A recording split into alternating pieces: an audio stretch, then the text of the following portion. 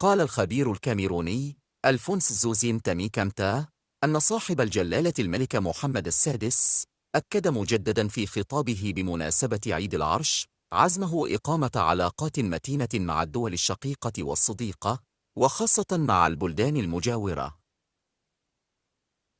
وأشار الخبير الكاميروني في تصريح لوكالة المغرب العربي للأنباء إلى أن جلالة الملك يحرص بشكل ثابت على ترسيخ الأخوة الإفريقية، حيث أكد جلالته في هذا الصدد تمسكه بأواصر المودة والصداقة تجاه الشعب الجزائري الشقيق.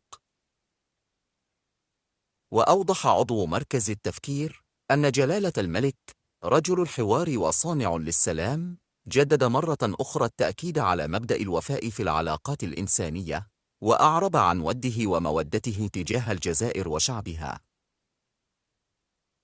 كل ذلك يتابع الأكاديمي الكاميروني يؤكد الإرادة المتجددة لليد الممدودة لجلالة الملك تجاه الجزائر من أجل العودة إلى الوضع الطبيعي وفتح الحدود بين البلدين الجارين والشعبين الشقيقين.